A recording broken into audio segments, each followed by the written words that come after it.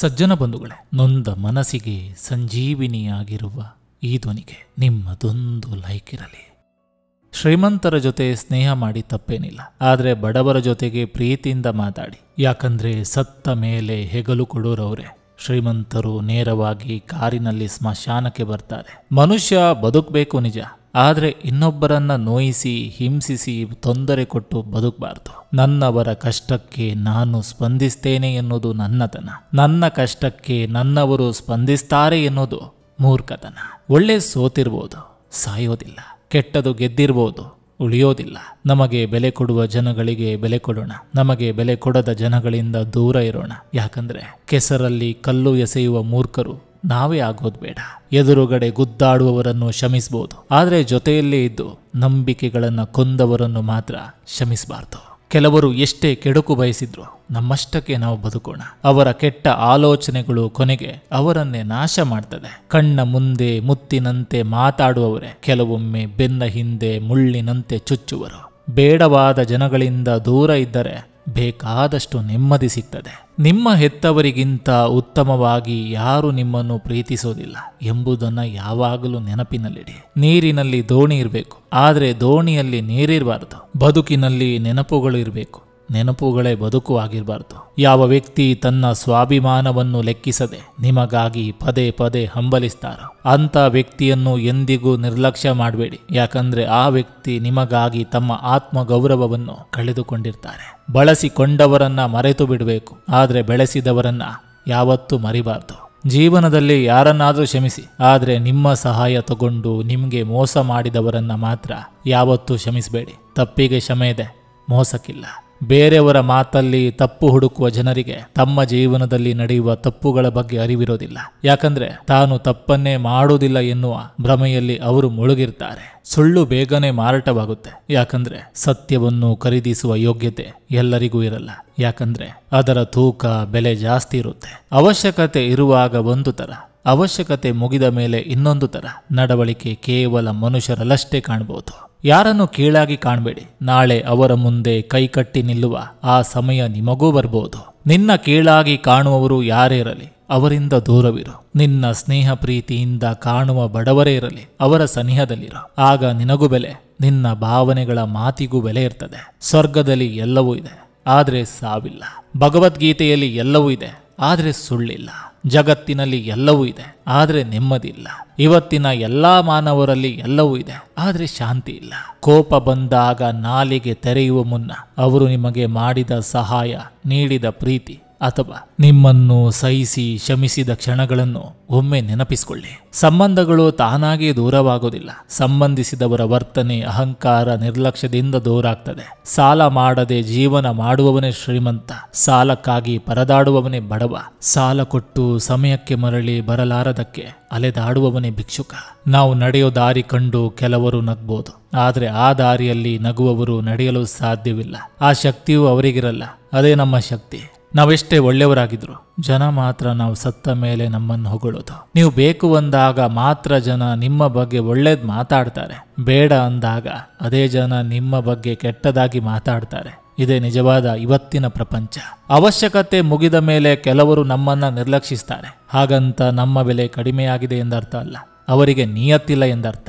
ನೆನಪಿಡು, ಕರಗದವರ ಮುಂದೆ ಕಣ್ಣೀರು ಹಾಕಬೇಡ, ಕರುಣೆ ಇಲ್ಲದವರ ಮುಂದೆ ನಿನ್ನ ಕಷ್ಟ ಹೇಳ್ಬೇಡ. ನೆನಪಿರ್ಲಿ, ಗಂಗೆಯ ಗರ್ಭದಲ್ಲಿ ಜನಿಸಿದ ಭೀಷ್ಮ ತನ್ನ ಪಾಪ ಕರ್ಮಗಳಿಂದ ತಪ್ಪಿಸಿಕೊಳ್ಳಲು ಸಾಧ್ಯವಾಗಲಿಲ್ಲ. ಕೇವಲ ಗಂಗಾ ಸ್ನಾನ ಮಾಡಿದ ಮಾತ್ರಕ್ಕೆ ನಮ್ಮ ಪಾಪಗಳು ತೊಳೆದು ಹೋಗುತ್ತವೆ ಎನ್ನುವ ಭ್ರಮೆಯಲ್ಲಿ ನಾವಿದ್ದೇವೆ. ಆದ್ರಿಂದ ಒಳ್ಳೆ ಕೆಲಸ ಮಾಡಿ, 4 ಜನರಿಗೆ ನೋವು ಮಾಡಬೇಡಿ. ಬಂಡೆ ಕಲ್ಲನ್ನೇ ಕೆತ್ತಿ ಕೆತ್ತಿ ಸುಂದರ ವಿಗ್ರಹ ಮಾಡೋ ಮಾನವ ತನ್ನ ಜೀವನವನ್ನು ಕೆತ್ತಿ ಸುಂದರ ಮಾಡಿಕೊಳ್ಳುವುದರಲ್ಲಿ ಸೋಲುತ್ತಾನೆ. ಕೊನೆಗೆ ತಾನೇ ಕೆತ್ತಿದ ಕಲ್ಲಿನ ವಿಗ್ರಹದ ಮುಂದೆ ನಿಂತು ಕಾಪಾಡು ದೇವರೇ ಎಂದು ಬೇಡಿಕೊಳ್ತಾನೆ. ಎಂತಹ ವಿಪರ್ಯಾಸವಲ್ವಾ? ಕೈ ಮುಗಿದು ಬೇಡಿದಾಕ್ಷಣ ಯಾವ ದೇವರು ವರ ಕೊಡಲ್ಲ. ಆ ನಿನ್ನ ಬೇಡಿಕೆಗೆ ನೀನು ಯೋಗ್ಯನಾಗಿರ್ಬೇಕು. ಜೊತೆಗೆ ಆ ನಿನ್ನ ಕೋರಿಕೆಯು ಶುದ್ಧವಾಗಿರಬೇಕು. ಯಾರಿಗೂ ಉಪದೇಶ ಮಾಡಬೇಡಿ. ನೀವೇನು ಹೇಳ್ಬೇಕಂತಿದ್ದೀರೋ ಹಾಗೆ ಬದುಕಿ ತೋರಿಸಿ. ಜೀವನದಲ್ಲಿ ಅರಿತು ಬಾಳುವುದಕ್ಕಿಂತ ಮರೆತು ಬಾಳುವುದನ್ನು ಕಲಿಬೇಕು. ಯಾಕಂದ್ರೆ ಇಲ್ಲಿ ಯಾರಿಗೆ ಯಾರೂ ಇಲ್ಲ. ಯಾರೇ ಆಗ್ಲಿ ಮರ್ಯಾದೆ ಹೋಯ್ತು ಅಂತ ಚಿಂತಿಸಿ ಸಾವಿನ ದಾರಿ ಹಿಡಿಯುವುದು ಸೂಕ್ತವಲ್ಲ. ಒಮ್ಮೆ ಕಣ್ಣು ಬಿಟ್ಟು ಸರಿಯಾಗಿ ನೋಡಿ, ನಿಮ್ಮ ಸುತ್ತಮುತ್ತ 3 ಬಿಟ್ಟವರೇ ಕಾಣಿಸ್ತಾರೆ. ಬದಲಾದವರ ಜೊತೆ ಬದಲಾಗ್ತಿರು, ಆದರೆ ನೀನೇ ಬೇಕು ಎನ್ನುವರ ಜೊತೆ ನಿಯತ್ತಿನಿಂದಿರು. ನಿಮ್ಮೊಳಗಿನ ಒಳ್ಳೆಯ ಆಲೋಚನೆಗಳು ನಿಮ್ಮನ್ನು ನೀವು ಯಾರೆಂದು ನಿರ್ಧರಿಸ್ತವೆ. ಅವು ನಿಮ್ಮನ್ನು ಮುನ್ನಡೆಸ್ತವೆ ಮತ್ತು ಸಮಾಜದಲ್ಲಿ ನಿಮ್ಮನ್ನು ಯಶಸ್ವಿಯಾಗಿಸ್ತವೆ. ಹಸಿದವನಿಗೆ ಕಲ್ಲಿನಲ್ಲೂ ಕೆಲಸವಿರುತ್ತೆ, ಹೊಟ್ಟೆ ತುಂಬಿದವನಿಗೆ ಸಿಕ್ಕ ಕೆಲಸವೂ ಕೂಡ ಕಲ್ಲಂತೆ ಅನಿಸುತ್ತೆ. ಇತರರಿಗಾಗಿ ನಿಮ್ಮ ಸ್ವಂತಿಕೆಯನ್ನು ಎಂದಿಗೂ ಬಿಟ್ಟು ಕೊಡಬೇಡಿ. ಯಾಕಂದ್ರೆ ಈ ಪ್ರಪಂಚದಲ್ಲಿ ನಿಮ್ಮ ಪಾತ್ರವನ್ನು ನಿಮಗಿಂತ ಚೆನ್ನಾಗಿ ಯಾರು ನಿಭಾಯಿಸಲು ಸಾಧ್ಯವಿಲ್ಲ. ಅವಶ್ಯಕತೆ ಇದ್ದಾಗ ನೆನಪು ಮಾಡಿಕೊಳ್ಳೋ ಜನಗಳಿಂದ ದೂರ ಇರೋದೇ ಒಳ್ಳೆಯದು. ದುಡಿಯುವವನು ಬದುಕಿಗೆ ಭಯ ಪಡೋದಿಲ್ಲ, ಖಾಲಿ ಕೂತವನಿಗೆ ಪ್ರತಿ ದಿನವೂ ಭಯ. ನೆನಪಿರ್ಲೆ, ಜೀವನದಲ್ಲಿ ದುಡ್ಡು ಮಾಡಿ, ದುಡ್ಡು ಇಲ್ಲಾಂದ್ರೆ ನಮ್ಮವರೇ ನಮ್ಮನ್ನ ಮಾತಾಡ್ಸಲ್ಲ. ಕಾರಿನಲ್ಲಿ ಓಡಾಡಿದ್ರೆ ಈ ಪ್ರಪಂಚ ನಿನ್ನ ನೋಡ್ಬೋದು, ಕಾಲ್ನಡಿಗೆಯಲ್ಲಿ ಓಡಾಡಿ ನೋಡು, ಈ ಪ್ರಪಂಚವನ್ನೇ ನೀನ್ ನೋಡ್ಬೋದು. ಯಾರನ್ನೂ ಸುಲಭವಾಗಿ ನಂಬೇಡ, ಯಾಕಂದ್ರೆ ನಿನ್ನಿಂದಲೇ ಎಲ್ಲವನ್ನು ತಿಳಿದುಕೊಂಡು ನಿನಗೆ ಮೋಸ ಮಾಡುವ ಜನರೇ ಹೆಚ್ಚು. ಖಾಲಿ ಕುಳಿತಷ್ಟು ಖಾಲಿ ಯೋಚನೆಗಳು ಬರ್ತದೆ. ಅದಕ್ಕಾಗಿ ಆದಷ್ಟು ಕೆಲಸದಲ್ಲಿ ಯಾವಾಗಲೂ ಕಾರ್ಯನಿರತರಾಗಿರಿ. ನಿಮ್ಮ ಜೀವನದಲ್ಲಿ ಗುರಿ ತಲುಪಬಹುದು. ಒಳ್ಳೆಯದರ ಕಡೆ ಹೆಚ್ಚು ಗಮನ ಹರಿಸಿದ್ರೆ ಕೆಟ್ಟದು ಮುಂದೆ ಬರಲು ಹೆದರಿ ಹಿಂದೆ ಇರ್ತದೆ. ಸೂರ್ಯನ ಬೆಳಕಿನ ಕಡೆಗೆ ಮುಖ ಮಾಡಿದ್ರೆ ನೆರಳು ನಮ್ಮ ಹಿಂದೆ ಬೀಳುವಂತೆ. ಜೀವನದಲ್ಲಿ ನೀನು ನೆಮ್ಮದಿಯಾಗಿರ್ಬೇಕಂದ್ರೆ ಅನಾವಶ್ಯಕವಾಗಿ ಇನ್ನೊಬ್ಬರ ವಿಷಯದಲ್ಲಿ ಕಿವಿ ಹಾಕಬೇಡ. ನಿನ್ನ ಬಗ್ಗೆ ಯಾರೇನೇ ತಪ್ಪಾಗಿ ಮಾತಾಡಿದ್ರು ತಲೆ ಕೆಡಿಸ್ಕೋಬೇಡ. 100 ಒಳ್ಳೆಯ ಕೆಲಸ ಮಾಡಿ, ಸಮಾಜ ಅದರ ಬಗ್ಗೆ ಒಂದು ಒಳ್ಳೆಯ ಮಾತಾಡೋದಿಲ್ಲ.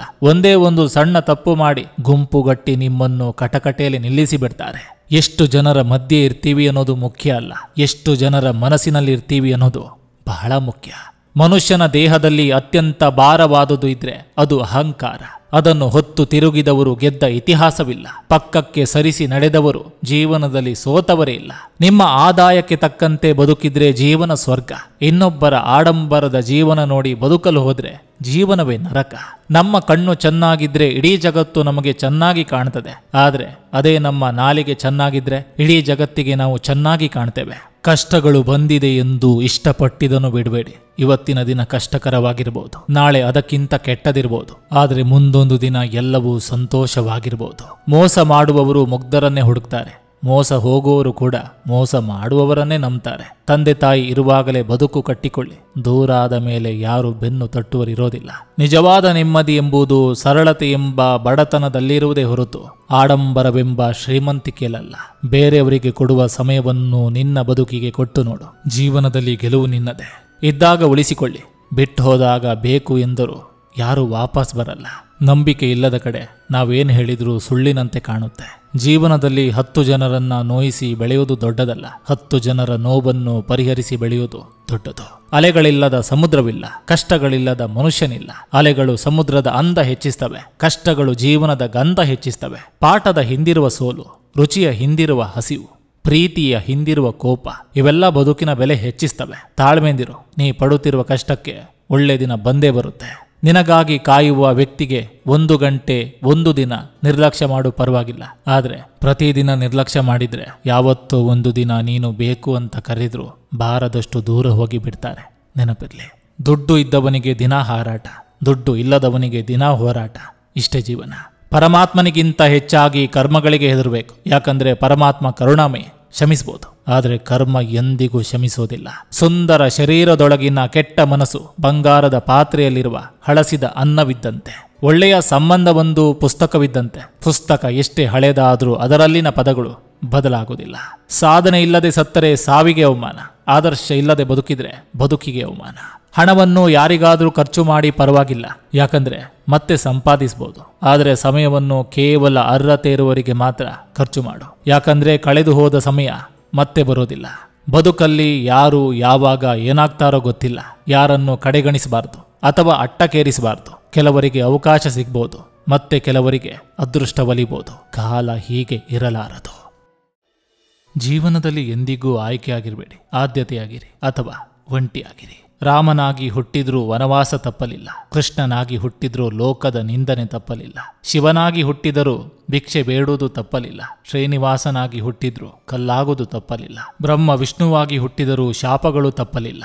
ವಿಧಿಯಾಟ ಎನ್ನುವುದು ಸೃಷ್ಟಿಕರ್ತ ಲೋಕಪಾಲಕರಾದ ದೇವರನ್ನೇ ಬಿಟ್ಟಿಲ್ಲ. ಇನ್ನು ಕಲಿಯುಗದಲ್ಲಿ ಮನುಷ್ಯ ಯಾವ ಲೆಕ್ಕ ಹೇಳಿ? ವಯಸ್ಸಿನಲ್ಲಿ ಯಾರಾದರೂ ದೊಡ್ಡವರಿರ್ಬೋದು, ಅಥವಾ ಚಿಕ್ಕವರಿರ್ಬೋದು. ಆದರೆ ವಾಸ್ತವದಲ್ಲಿ ಯಾರ ಹೃದಯದಲ್ಲಿ ಕರುಣೆ, ಸ್ನೇಹ, ಪ್ರೀತಿ, ಗೌರವದ ಭಾವ ತುಂಬಿರ್ತದೆಯೋ ಅವರೇ ದೊಡ್ಡವರು. ಬಂಗಾರವನ್ನ ಎಷ್ಟು ಚೂರು ಮಾಡಿದ್ರೂ ಅದಕ್ಕಿರೋ ಬೆಲೆ ಕಡಿಮೆ ಆಗೋದಿಲ್ಲ. ಹಾಗೆ ಒಳ್ಳೆತನದಿಂದ ಸಂಪಾದಿಸಿದ ಗೌರವ ಯಾವತ್ತೂ ಕಡಿಮೆ ಆಗೋದಿಲ್ಲ.